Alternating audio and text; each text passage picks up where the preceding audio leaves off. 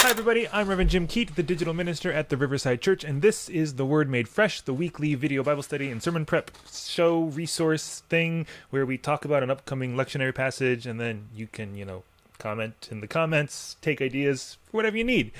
We're bringing it back in the long form. For a while we've been doing them as micro mini shorts, which has been cool, but I just miss talking to you. So we're gonna dive in and just go for it.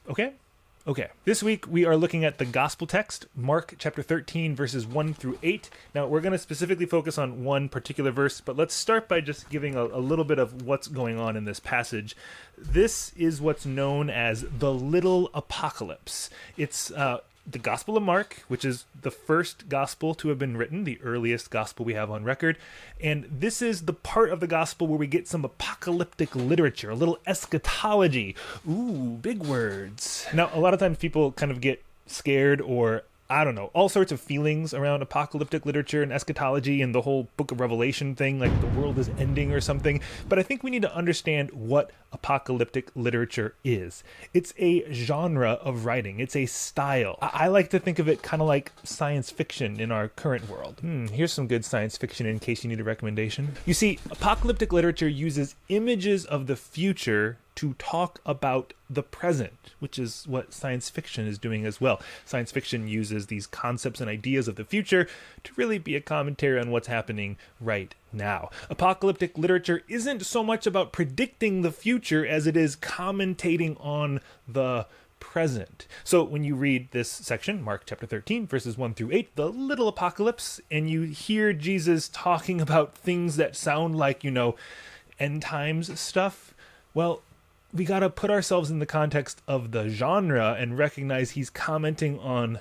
the world, the time, the space right there around him. Okay, but now let's look at that particular passage I want us to focus on for today. Verse 5, Mark 13, verse 5, it says, "Beware that no one leads you astray." Now, this passage being read in the context of apocalyptic literature, it's talking about false messiahs, other people who claim to be the anointed one from God, to lead the people, to do the thing that God is doing in the world. Let's start with that. But then we can often see how a phrase like this is copied and pasted into our world today, where people will say, oh, don't listen to that person, they're going to lead you astray. I think all of this just makes me want to back up a bit and ask, lead you astray from what? What is it that we're being led astray from? Maybe what is it that we're supposed to stay connected and fixated and focused on? You see, evangelicals and fundamentalists, they are quick to say that liberals and progressives, well, we're the ones leading people astray. I can't tell you how many times I've been called a false prophet on TikTok in this past year. When I read the Gospels and when I understand what it means to be a Christian, a person of faith, it means that following Jesus, we are on the way to love and justice. So yeah, beware that no one leads you astray, because anyone who leads you astray from love and justice, they just might be a false prophet, an antichrist. They might be the one that Jesus is warning us about, his followers then and his followers today.